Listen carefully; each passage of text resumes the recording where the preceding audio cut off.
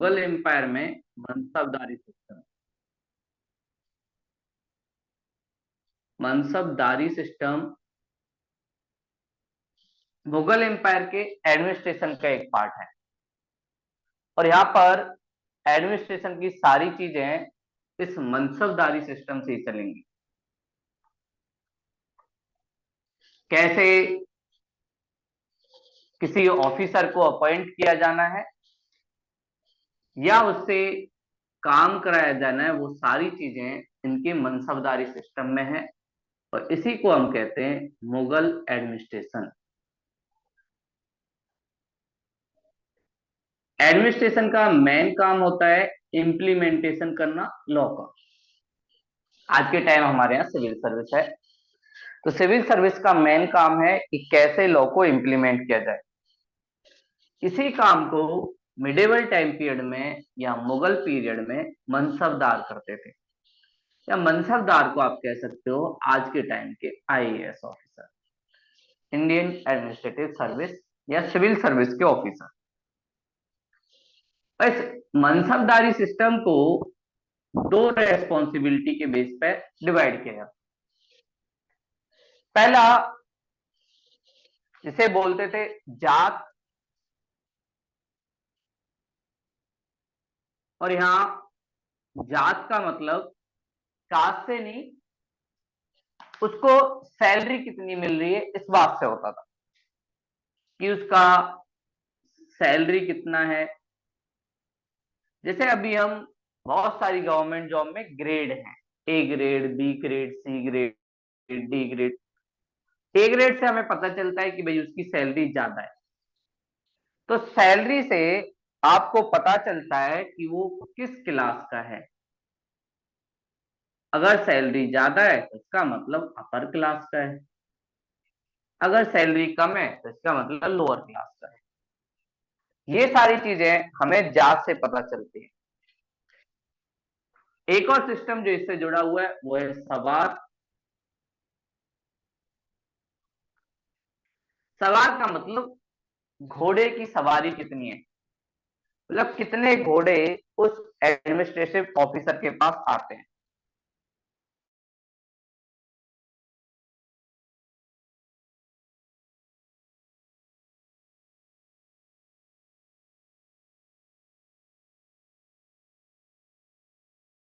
पूरी responsibility IAS officer की होती है। वहां पे लॉ एंड ऑर्डर मेंटेन करना है, साथ में रिवेन्यू भी कलेक्ट करके देना है सरकार को।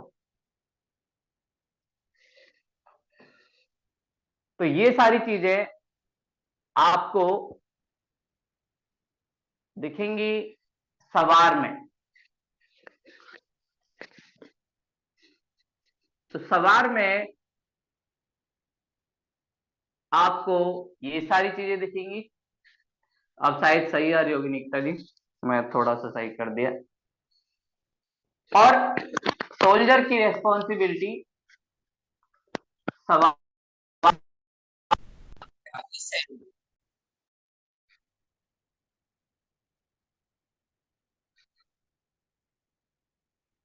तो ये सारी चीजें आपको दिखती हैं।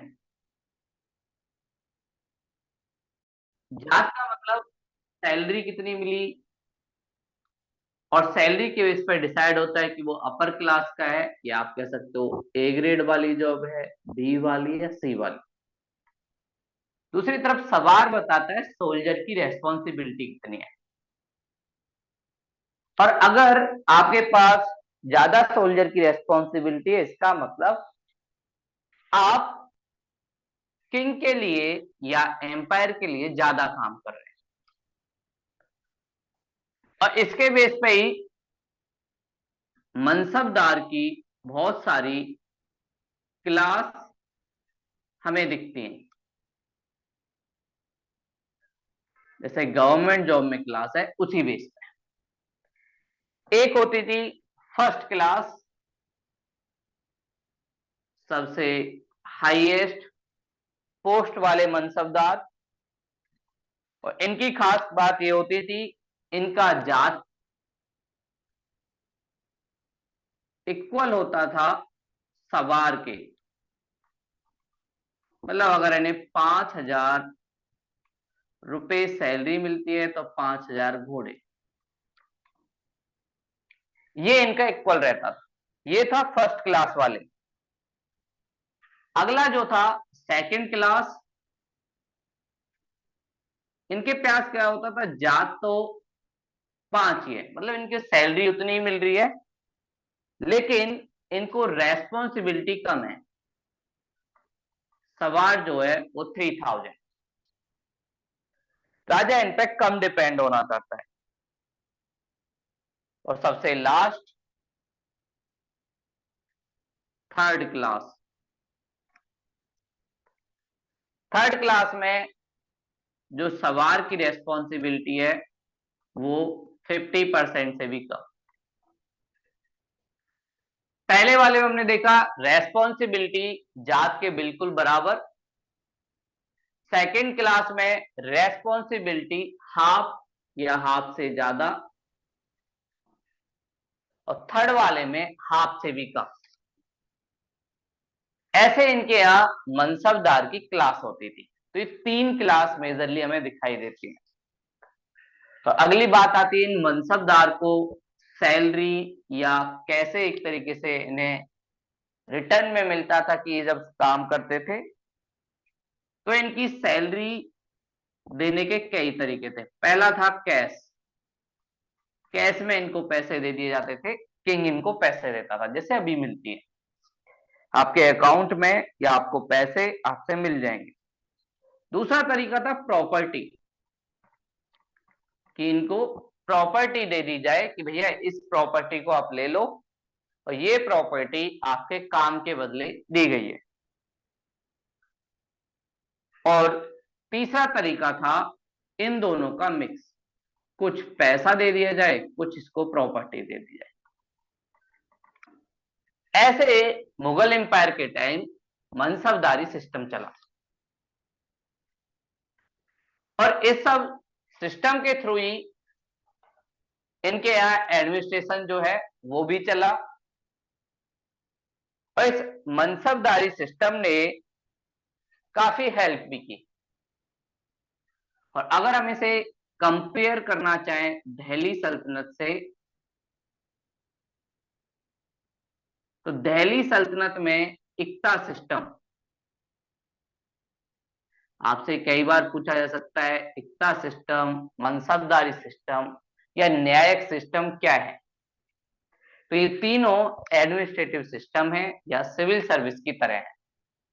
तो दिल्ली सिस्टम सल्तनत में इक्ता सिस्टम था, और यहां पर भी जैसे सैलरी अभी हमने देखा या तो कैश में मिलेगी या फिर प्रॉपर्टी, आपको कोई लैंड दे दी जाएगी, उससे आपकी सैलरी होगी। साथ में एक और चीज जो कॉमन चली मुगल एम्पायर में, वो है जागीरदार। जागीरदार भी कुछ काम किया करते थे। जागीर का मतलब होता है जिसके पास जमीन ज्यादा हो, या जिसे आज की भाषा में कई बार हम जमींदार भी कहते हैं। तो ऐसे ही जागीरदार भी मुगल के टाइम होता था। इसको एक पर्टिकुलर एरिया का रेवेन्यू कलेक्ट करना होगा, कि इतना एरिया का या 100 एकड़ का एरिया है, इसका आपको रेवेन्यू कलेक्ट करना है। लेकिन इस जागीरदार को वहां के एडमिनिस्ट्रेशन का राइट नहीं था। ये नहीं कि लॉ एंड ऑर्डर यही करेगा, नहीं, ये काम इसका नहीं है।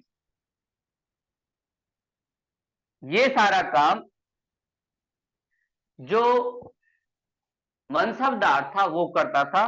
इसका काम था बस आप लोगों को वहां से कुछ चीजें लानी है, और लाके जो रूलर है या किंगडम है उसको दे दें।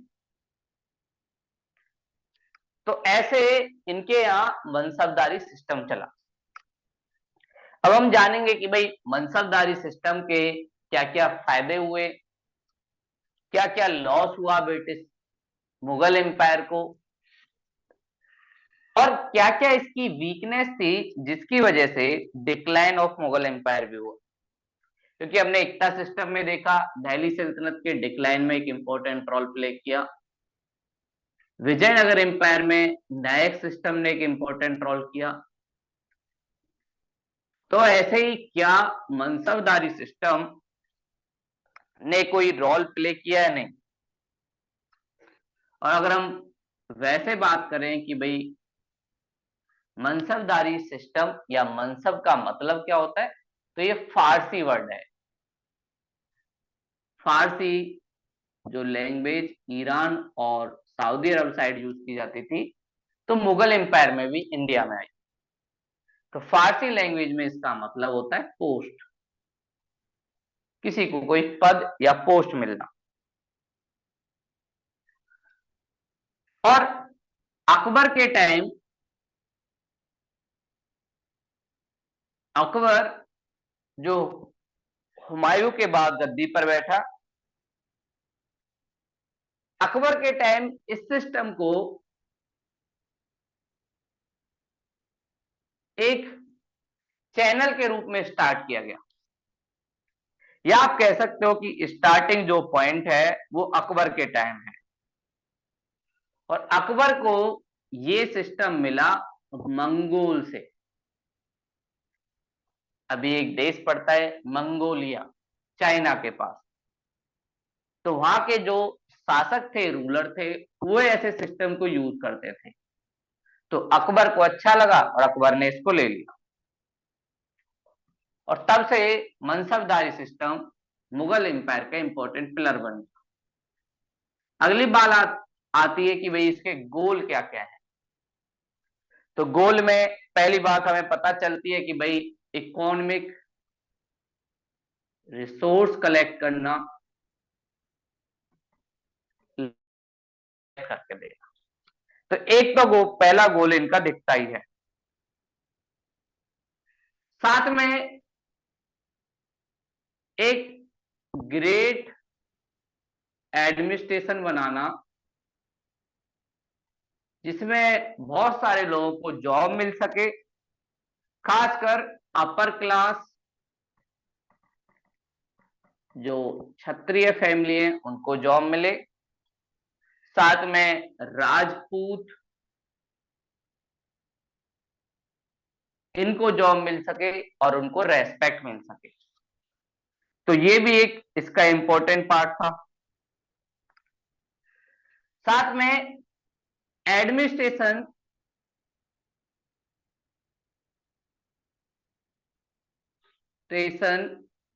की प्रोडक्टिविटी जो है वो बढ़ सके, क्योंकि जब तक मनसबदारी सिस्टम नहीं आया था तो सब लोग एडमिनिस्ट्रेशन का काम कर रहे थे, लेकिन कोई फिक्स सिस्टम नहीं था। लेकिन जब एक फिक्स सिस्टम होता है तो सबको पता होता है कि उसे किसको अपनी रेस्पॉन्सिबिलिटी किसके प्रति है। अगर रेस्पॉन्सिबिलिटी नहीं होगी और डिसाइड नहीं होगा कि अगर ये अच्छा काम करेगा तो इसको क्या मिलेगा, जो खराब काम करेगा उसको क्या मिलेगा, तो कहीं ना कहीं सिस्टम नहीं चल पाएगा। इसलिए भी इंपॉर्टेंट था जिससे एडमिनिस्ट्रेशन की प्रोडक्टिविटी इंक्रीज हो। तो सबसे लास्ट में इसके इंपॉर्टेंट फीचर्स, क्या क्या चीजें इस मनसबदारी सिस्टम में थी, वो भी हम जानेंगे। तो सबसे इंपॉर्टेंट फीचर जो हमने जाट और सवार देखे, वो एक इंपॉर्टेंट फीचर है कि भाई इसमें पोस्ट ए ग्रेड वाली है या बी ग्रेड वाली है, डी ग्रेड वाली है, डिसाइड होता था जात,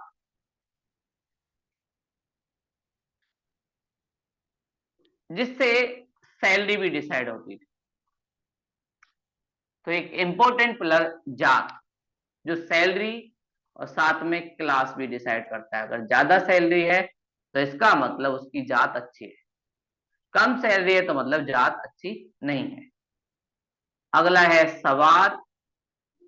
सवार बताता था रेस्पॉन्सिबिलिटी, कि वो किंगडम के लिए कितना रेस्पॉन्सिबल है, कितना इंपॉर्टेंट है, और इससे सोल्जर की रेस्पॉन्सिबिलिटी के बारे में पता चलता है। ये इसका एक इंपॉर्टेंट पिलर था। और इन मनसबदारों को अपॉइंट जो करता था तो उसकी सारी रेस्पॉन्सिबिलिटी लेता था किंग खुद। तो इनका अपॉइंट किंग करता था, साथ में कई बार ट्रांसफर भी करता था, कई बार प्रमोशन, ये सारी चीजें भी किंग। तो ये सब रेस्पॉन्सिबल थे किंग के प्रति। जैसे आज के टाइम कोई भी ऑल इंडिया सर्विस का जो ऑफिसर होता है वो प्रेसिडेंट के थ्रू एक तरीके से अपॉइंट किया जाता है, तो उसकी रेस्पॉन्सिबिलिटी बनती है प्रेसिडेंट के प्रति कि वो सारी चीजें सही से करे। अगली बात, शुरुआती स्टेज में ये जेनेटिक बिल्कुल नहीं था। जिसके पास क्वालिटी थी या जो अपने किंगडम के लिए कुछ कर सकता था उनको अपॉइंट किया जाता था। और कई बार इन लोगों को कुछ ज्यादा रिस्पॉन्सिबिलिटी भी दी जाती थी जब इमरजेंसी हो। जैसे जहांगीर का जब टाइम आया तो जहांगीर ने बिना जात को इंक्रीज किए, जात मतलब सैलरी, बिना सैलरी इंक्रीज किए सवार की रेस्पॉन्सिबिलिटी बढ़ा दी कि आपको ज्यादा सोल्जर की देखरेख करनी। ऐसा होता था इमरजेंसी के टाइम, और इस पॉलिसी को मनसबदारी में कहते थे दो अस्पा सिंह अस्पा, टू अस्पा सिंह अस्पा। इसका सिंपल सा मतलब यही है कि जब जात को इंक्रीज किए बगैर आप सवार को इंक्रीज कर दो, मतलब रेस्पॉन्सिबिलिटी इंक्रीज कर दो बट सैलरी ना बढ़े। तो उसी को जहांगीर ने अपने टाइम चलाया जब उसे लगा कि मेरे पास इतने रिसोर्स नहीं है कि इनकी इंक्रीज किया जाए सैलरी, तो उस टाइम उसने ऐसा किया। और जहांगीर ने मनसबदारी सिस्टम को और ज्यादा से बहुत सारे लोग आए थे उनको भी इंक्लूड किया। अफगानी लोग लड़ने में बहुत पावरफुल थे, तो इसलिए जहांगीर को लगा अगर अफगानी लोग मेरे इधर होंगे तो मुझे भी फायदा होगा। और फिर शाहजहां का जब टाइम पीरियड आता है तो शाहजहां अपने टाइम पीरियड में मंथली वेतन सिस्टम, मंथली सैलरी सिस्टम चलाता है और बोलता है कि आप लोगों को मंथ पे पेमेंट होगी। पहले क्या होता था 4 महीने 6 महीने उसके बाद आपको पेमेंट मिलती थी, लेकिन शाहजहां पहला रूलर बना मुगल एम्पायर का जिसने मंथली पेमेंट देना स्टार्ट किया। और मनसबदारों की अपॉइंटमेंट में खानजादे, इनको कई बार ज्यादा इंपॉर्टेंस दिया जाता था। खानजादे कौन होते थे? ये उनके बच्चे होते थे जो पहले से मनसबदारी सिस्टम में थे। तो राजा को लगता था कि भाई अगर इनके पिताजी ने सर्विस दी है तो इनको भी कुछ आता होगा, तो क्यों ना खानजादों को ही एक तरीके से इंक्लूड कर लिया जाए। और इन मनसबदारों से आर्मी और नॉन आर्मी दोनों काम कराए जा सकते थे। अगर रोड डेवलप कराना है तो उसका भी रेस्पॉन्सिबिलिटी मनसबदारों को दी जा सकती थी, ऐसा फिक्स नहीं था कि उनको नहीं दी जाए। और इस मनसबदारी सिस्टम के थ्रू हाईएस्ट जो हिंदू लोग मनसबदार बने वो बने औरंगजेब के टाइम। तो औरंगजेब के टाइम सबसे ज्यादा हिंदू मनसबदार थे। बेशक औरंगजेब थोड़ा सा कट्टर था, थोड़ा सा रिजिड था, लेकिन उसने अपने एडमिनिस्ट्रेशन और अपने किंगडम को चलाने के लिए ऐसा कोई कॉम्प्रोमाइज नहीं किया।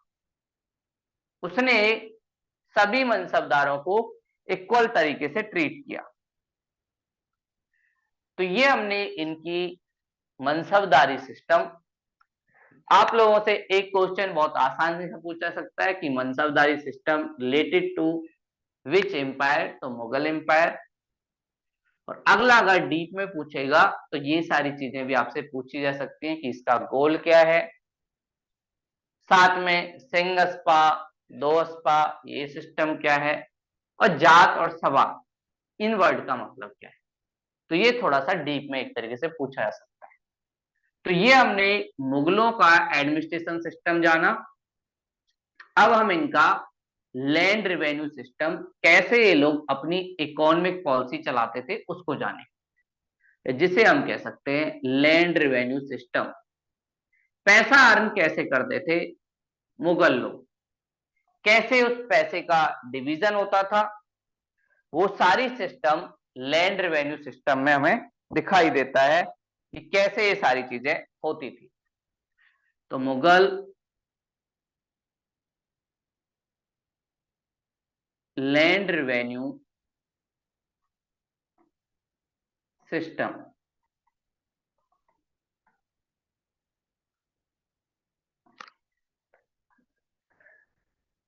तो इसमें अलग अलग रूलर के टाइम अलग अलग चीजें हमें दिखती हैं। तो मुगल एम्पायर की बात हो या मिडिवल टाइम पीरियड या एंशियंट टाइम पीरियड, इन सब टाइम पीरियड में इकोनॉमिक रिसोर्स का सबसे बड़ा सोर्स जो था वो था लैंड रेवेन्यू। तो इनके यहां भी सबसे ज्यादा इकोनॉमी जो चलती थी वो लैंड रेवेन्यू से ही चलती थी। और ये लोग लैंड रेवेन्यू लेते थे शेयर इन प्रोडक्शन, जितना फार्मर प्रोडक्शन करेगा उसका कुछ शेयर। जैसे मान लीजिए फार्मर ने प्रोड्यूस किया 300 केजी वीट, तो इन्होंने बोला 1/3 हम लेंगे, तो इसका मतलब 100 केजी वीट। ये एम्पायर के पास चला गया। लेकिन ब्रिटिश लोग जब आए तो उन्होंने ये नहीं कहा कि शेयर में प्रोडक्शन, नहीं, हमें लैंड का रेंट चाहिए। तो रेंट और शेयर में डिफरेंस होता है। जैसे कोरोना टाइम में बहुत सारे लोग जो शहरों में रहते थे तो उनके पास रेंट पर कोई रूम था या पीजी में रहते थे, वो रूम के अंदर नहीं थे, उसके बावजूद भी उनसे रेंट वसूला गया। क्यों? क्योंकि उनका कुछ बैग रखा था या इमरजेंसी में आ ही नहीं पाए। और दूसरा तरीका क्या होता है कि भाई क्रॉप जब होगी तभी तो लोगे ना। इन ब्रिटिश लोग इस चीज को नहीं मानते थे। और अबुल फजल जो अकबर के टाइम था, अबुल फजल, उसने उस टाइम की कुछ चीजों को बताया। ये एक बुक लिखता है आइन ए अकबरी, अकबर के टाइम की, और ये बोलता है जो टैक्स हम लोग वसूल रहे हैं ये टैक्स आपके प्रोटेक्शन के लिए है। क्योंकि अगर किंगडम को टैक्स मिलेगा तो आर्मी स्ट्रांग होगी, आर्मी स्ट्रांग होगी तो कोई अटैकर अगर हम पे अटैक करेगा तो आपकी सिक्योरिटी होगी। तो आप लोग ये टैक्स फ्री में नहीं दे रहे, साथ में आप लोगों के साथ जस्टिस करने के लिए टैक्स लिया जा रहा है, न्याय। किसी के साथ कोई डिस्क्रिमिनेशन नहीं होगा और आप सबके साथ जस्टिस होगा। और साथ में ये एक तरीके से अधिकार बनता है, राइट बनता है रूलर का कि वो अपने खर्च के लिए पब्लिक से कुछ पैसा ले। ये सारी बातें अकबर के टाइम अबुल फजल करता है। और अकबर का टाइम जब आया तो इसने शेर शाह सूरी जो हुमायूं को हरा के गद्दी पर बैठता है। तो शेरशाह सूरी, इसके बारे में जब हम पढ़ रहे थे तो इसकी लैंड रेवेन्यू पॉलिसी भी हमने देखी थी, और उसमें जब्ती सिस्टम वो काफी ज्यादा फेमस था लैंड रेवेन्यू के लिए। और हमने जाना था कि इसको डेवलप किया आगे चल के अकबर के टाइम टोडरमल ने, इसलिए इसको टोडरमल सिस्टम भी कहते हैं। जब्ती सिस्टम वही था जैसे हम कह रहे थे शेयर इन प्रोडक्शन, प्रोडक्शन जितना हुआ उसका कोई शेयर एक तरीके से मिलना। और अकबर ने आगे चलकर एक और पॉलिसी लॉन्च की, आइन ए दहसाला, ए दहसाला, ये एक पॉलिसी लॉन्च की। इसमें सबसे पहली चीज लैंड का मेजरमेंट किया जाता था कि कितनी लैंड आपके पास है, उसका पूरा रजिस्टर बनाया जाएगा। और फिर तहसाला मतलब एवरेज ऑफ 10 ईयर, 10 ईयर में उस लैंड के अंदर कितना प्रोडक्शन हुआ उसके एवरेज के बेस पे 1/3 कलेक्ट कर लिया जाता। इससे दोनों को फायदा था। मुगल एम्पायर को यह पता था कितना रेवेन्यू कहां से मिलेगा, फार्मर को यह पता था कि उसे कितना देना है। तो ये दोनों के लिए विन विन सिचुएशन थी। साथ में यूनिट जिनके थ्रू मेजरमेंट किया गया लैंड का, अकबर के टाइम कुछ आयरन की चेन, आयरन से बनी हुई चेन टाइप की, या जिसे हम कहते थे कोडियां, उससे नापा जाता था। और साथ में एक यूनिट इलाई गज,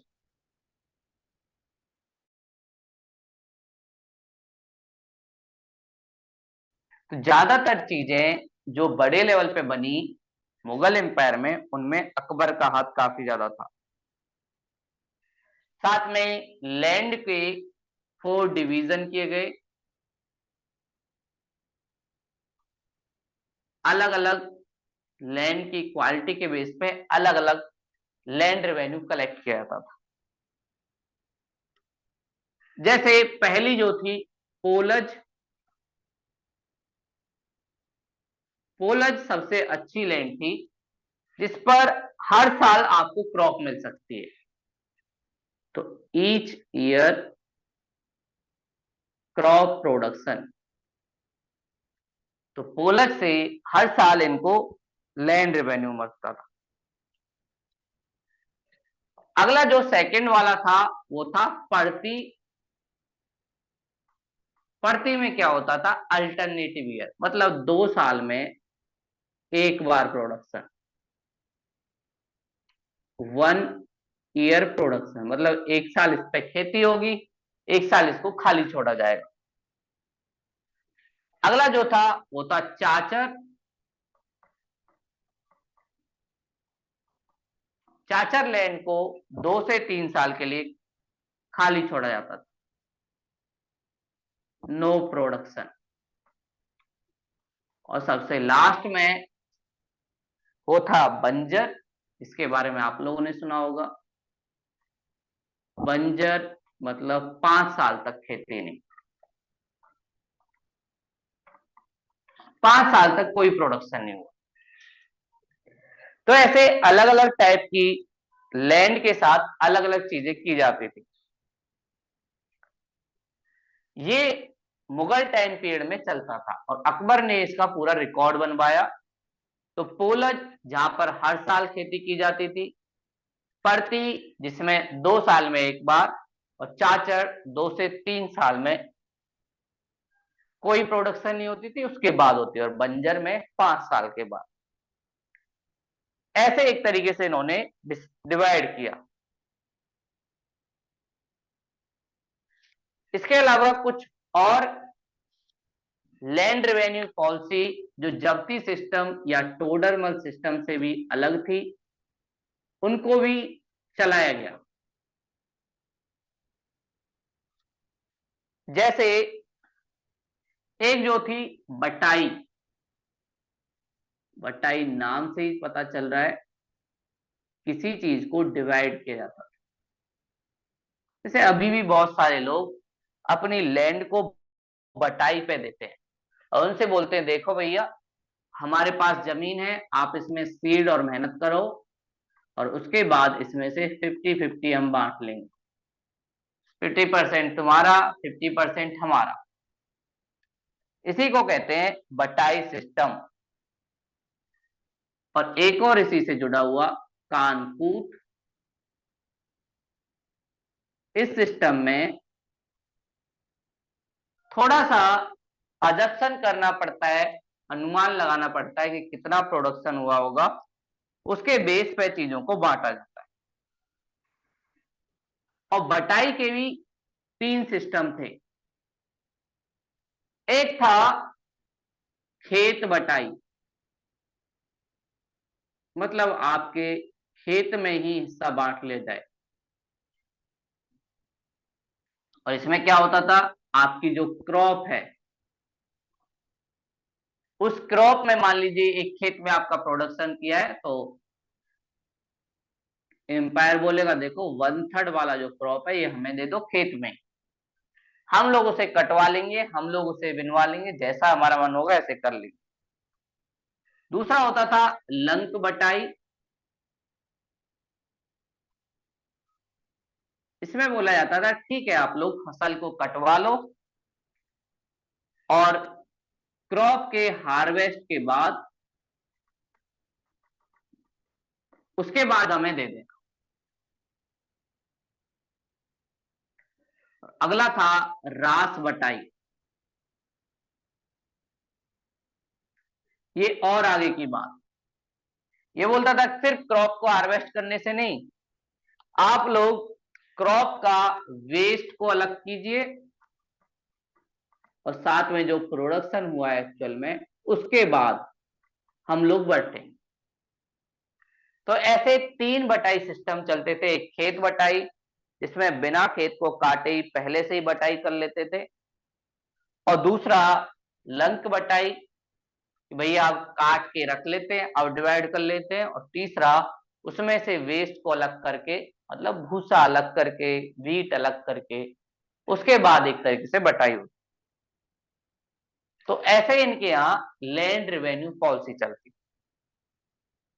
अगली बात आती है कि इनकी इकोनॉमी में और क्या क्या पिलर थे, करेंसी कैसे थी, ट्रेड कैसे होता था। एक हमने देख लिया कि भाई ये इनके लैंड रेवेन्यू का सबसे बड़ा सोर्स था। अगला सिस्टम इनकी इकोनॉमी। इकोनॉमी में और क्या क्या चीजें करते थे जिससे इनकी इनकम होती थी। तो मुगल काल में शेरशाह सूरी ने सिल्वर का एक कॉइन काफी फेमस हुआ, जो आज तक हम लोग यूज करते हैं, रुपया,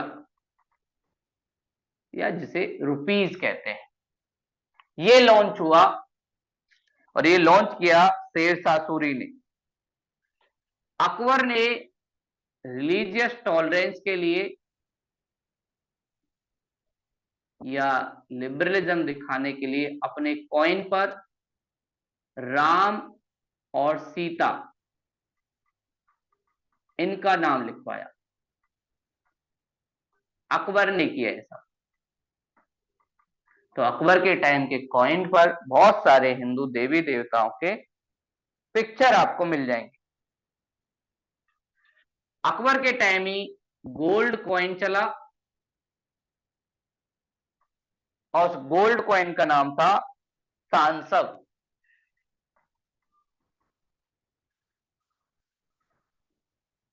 सांस ऑफ गोल्ड कॉइन अकबर के टाइम चला,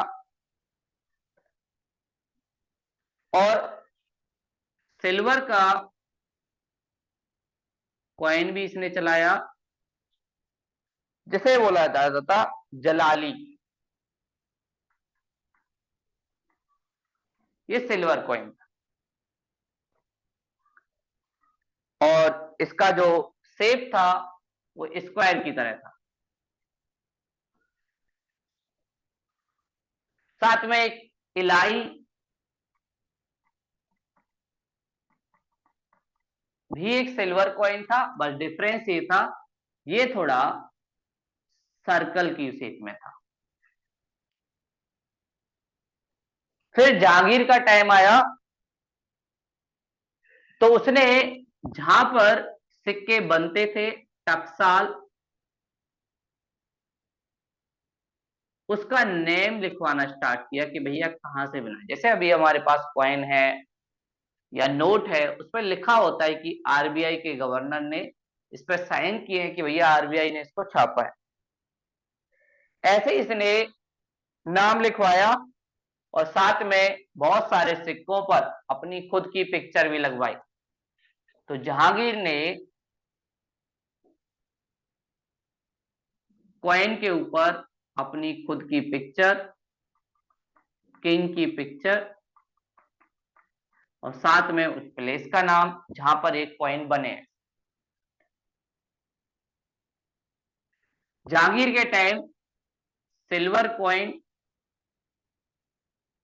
जो चला उसे कहते हैं निसार।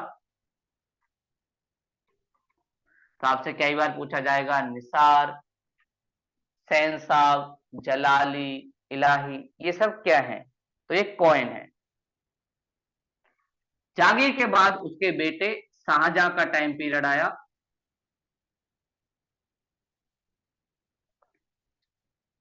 शाहजहां ने अपना सिल्वर का कॉइन रिलीज किया, और इसके सिल्वर के कॉइन का नाम था आना। आना। और सबसे ज्यादा सिक्के जो ढाले गए वो शाहजहां के बेटे औरंगजेब के टाइम।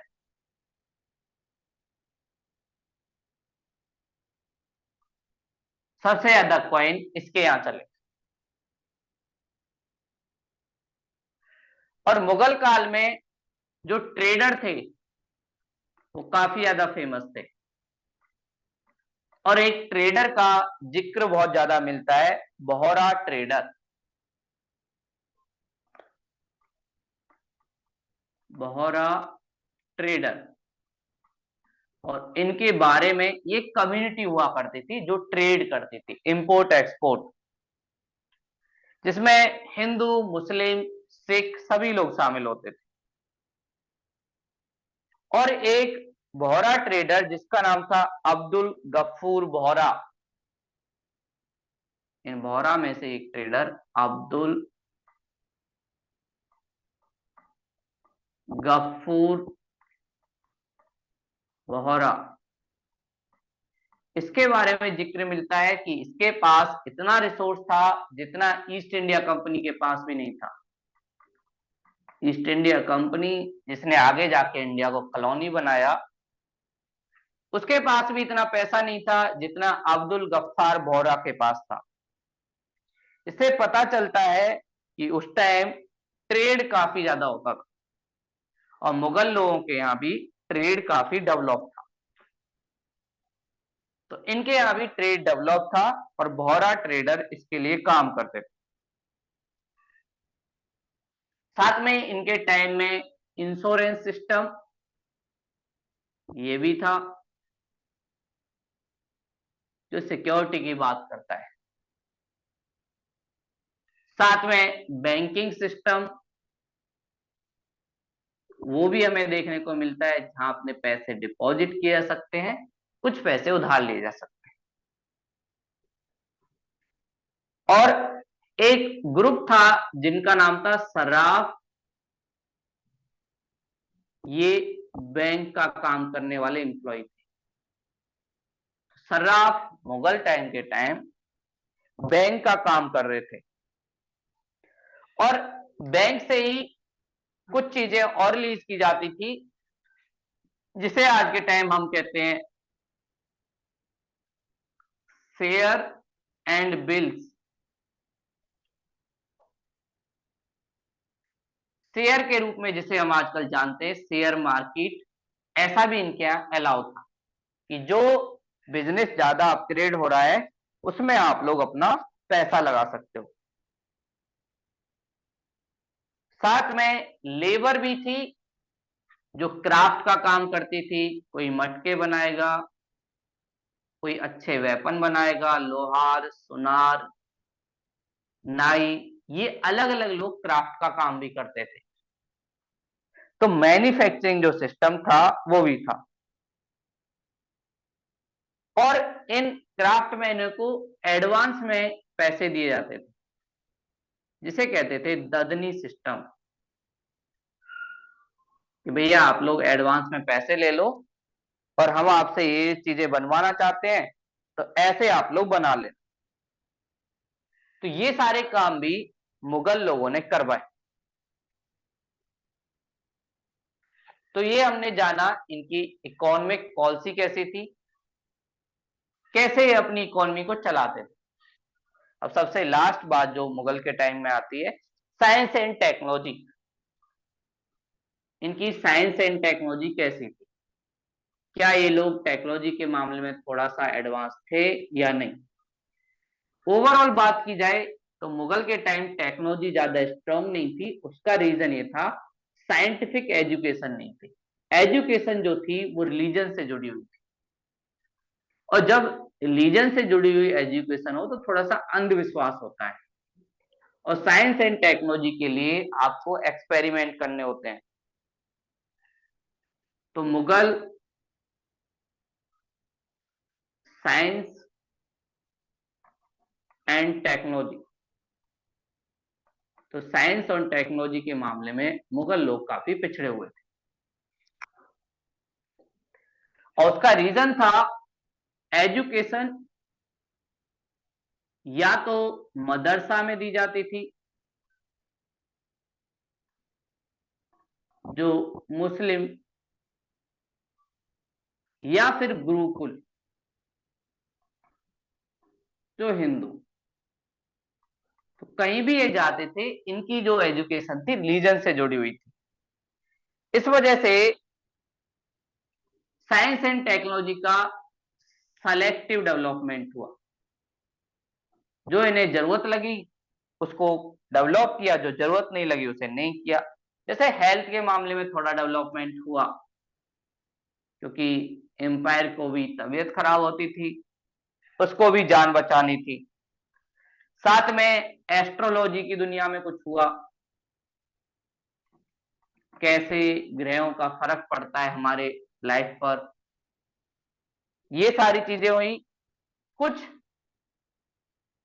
मटेरियल से बनी चीजों का भी डेवलपमेंट हुआ, जैसे रेड वाले जो बर्तन है उनका डेवलपमेंट हुआ। कुछ हाउस या रियल एस्टेट सेक्टर में भी डेवलपमेंट हुआ। ये सारी चीजें इनकी साइंस एंड टेक्नोलॉजी की चीजें थी। ऐसे ये लोग एस्ट्रोलॉजी की दुनिया का यूज वेदर कंडीशन को जानने के लिए करते थे। जैसे अभी हम कहते हैं कि भाई चंद्र ग्रहण होगा, सूर्य ग्रहण होगा, सोलर एक्लिप्स, लूनर एक्लिप्स, उसके द्वारा हमें कुछ ना कुछ चीजें पता चलती। तो वेदर के बारे में जानने के लिए इन्होंने थोड़ी बहुत टेक्नोलॉजी डेवलप की। और अकबर काफी ज्यादा साइंस एंड टेक्नोलॉजी पर जोर देता था और इसके लिए उसने बीजापुर से एक साइंटिस्ट को बुलाया। बीजापुर जो साउथ इंडिया में पड़ता था उसी से मीर फतेउल्ला सिराजी, इनको बनाया। और अकबर कहता है इस व्यक्ति को लेने के लिए मैं अपना सारा धन देने को तैयार हूं, इस पर्सन को बस मुझे दे दो। और अकबर ने इससे बोला एक कैलेंडर बनाओ। तो इन्होंने एक साइंटिफिक कैलेंडर बनाया जिसमें डे, साथ में मंथ, साथ में ईयर, इसकी पूरी नॉलेज हो। तो अकबर ने इस व्यक्ति से काम कराया गया। साथ में अकबर ने एक ऐसी टेक्नोलॉजी डेवलप की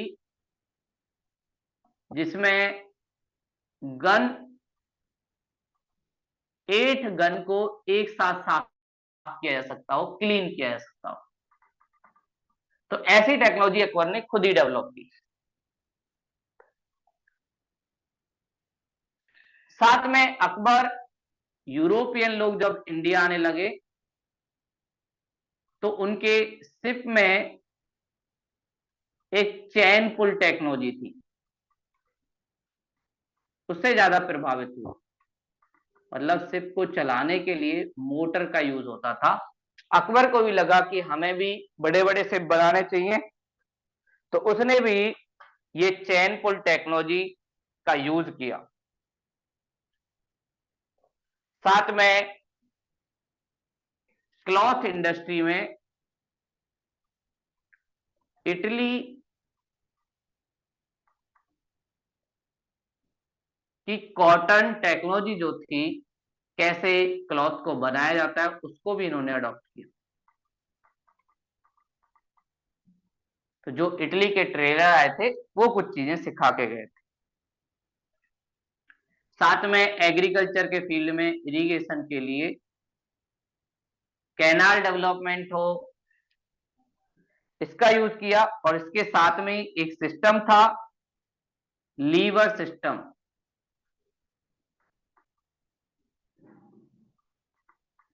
लीवर सिस्टम के थ्रू इरिगेशन फैसिलिटी दी गई। इसी टाइम हमारे देश में कुछ नई क्रॉप जैसे मेज, मक्का, उसका इंडिया आना हुआ। टमाटो, उसका इंडिया आना हुआ। ये सारी चीजें भी इंडिया में आई। लेकिन ओवरऑल बात की जाए तो ज्यादातर जो काम था वो इंडिया में हैंडमेड था। टेक्नोलॉजी की ज्यादा जरूरत नहीं पड़ी। उसका रीजन था हमारे पास लेबर अवेलेबल, इसलिए मुगल टाइम पीरियड में ज्यादा टेक्नोलॉजी डेवलप भी नहीं हुई। सारी इनके जो काम थे वो हाथ से ही होते थे। और मुगलों की कारखाने हुआ करते थे। कारखाने को आज के टाइम के हिसाब से फैक्ट्री आप कह सकते हो। और इन कारखाने में ज्यादातर काम हाथ से होता था। उसका काम मेन रीजन था लेबर का सस्ता होना, और साथ में राजा को इन सबको जॉब भी देनी थी। तो इसलिए कारखाने में सबको अडॉप्ट कर लिया। तो ऐसे मुगल की टेक्नोलॉजी के बारे में हमने जाना। तो हमारा मिडिवल टाइम पीरियड का ज्यादातर हिस्सा हो चुका है। कल हम थोड़ा सा शिवाजी के बारे में जानेंगे, और उसके बाद मिडिवल टाइम पीरियड खत्म हो जाएगा। और उसके बाद हम साइंस एंड टेक्नोलॉजी की तरफ जाएंगे, जो हिस्ट्री से ही जुड़ा हुआ एक टॉपिक है। कैसे हमारे देश में साइंस एंड टेक्नोलॉजी का डेवलपमेंट हुआ, साथ में आर्ट एंड कल्चर हमारे देश में कैसा रहा, उसको भी हम जानेंगे। तो आज की क्लास यहीं तक थी। अगर कोई डाउट हो तो आप लोग पूछ सकते हो।